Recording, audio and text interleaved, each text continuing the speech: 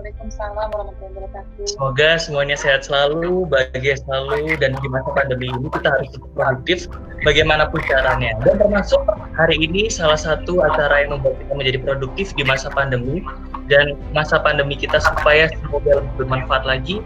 Kita hari ini dipertemukan bersama di acara webinar atau yang lebih dikenal dengan istilah seminar online di masa-masa pandemi saat ini.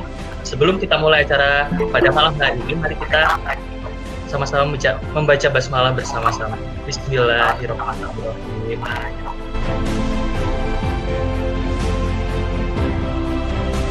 Irving ini adalah seorang wartawan senior yang sebenarnya tulisan-tulisannya itu sangat bagus sekali gitu ya. Tapi tiba-tiba dia membuat kegaduhan karena dia menulis tentang seorang miliarder gitu ya. Dan ternyata setelah diusut tulisannya itu tulisan bohong gitu ya. Sehingga dia didenda, dipenjara. Jadi ada dua ancaman, dia dipenjara atau diminta membayar denda sekitar $765.000. Mungkin kalau dirupiahin ya sekitar 12 miliaran lah gitu ya, angka yang cukup besar ya. Karena dia sudah menerbitkan bukunya ya, tentang hoax itu diterbitkan bukunya. Jadi si penerbit itu merasa rugi gitu ya. Bukunya sudah laris manis, dibeli, tapi ternyata isi beritanya palsu gitu ya. Jadi penerbit menggugat gitu ya.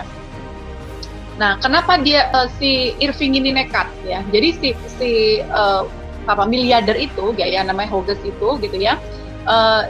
Dia adalah seorang miliarder yang sudah lama tidak pernah lagi muncul gitu ya. Kemudian sama si Irving ini menarik kehidupannya, akhirnya dibuat-buat lah ceritanya, dramatis sekali gitu ya.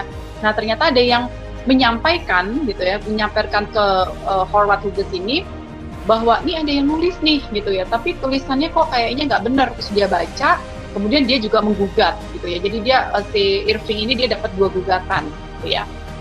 Nah dengan 2 gugatan itu akhirnya orang tidak percaya lagi dengan buku ya. Tadinya kan orang sangat percaya ya dengan buku, dengan apalagi buku biografi ya. Buku biografi ini dianggap sebagai sebuah buku yang asli karena kan mewawancarai gitu ya, melihat bagaimana rekam jejak seseorang gitu ya.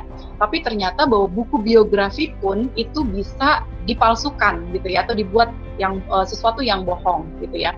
Nah kemudian karena menarik sekali, akhirnya kisah dari Irving ini kemudian difilmkan, dan filmnya box office ya, laris manis ya. Kemudian dari film ini ramailah kata hoax gitu ya, karena dia berbicara tentang hoax. Oke, next. Seiring dengan perkembangan teknologi, kemudian HP juga semakin terjangkau, semuanya layar sentuh, apalagi paketan internet juga semakin harganya terjangkau. Konten-konten yang ada lewat internet itu semakin sangat-sangat beragam.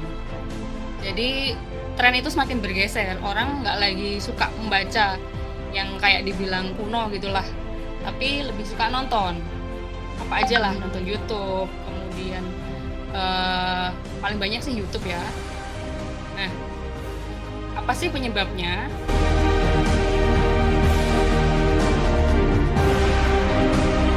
Apakah berita itu benar dengan mencari sumber aslinya?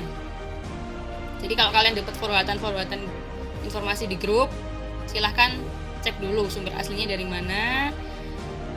Percaya sumber informasi yang sudah kompeten, misalnya media yang sudah diakui kualitasnya, bukan media yang abal-abal atau media yang asal ngejar popularitas.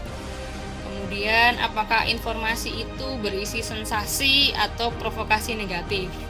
Karena memang jujur kalian atau kita semua juga kalau ada berita-berita yang kesannya negatif itu lebih mengundang untuk diklik daripada beritanya cuma ya yang positif-positif aja, itu kadang males.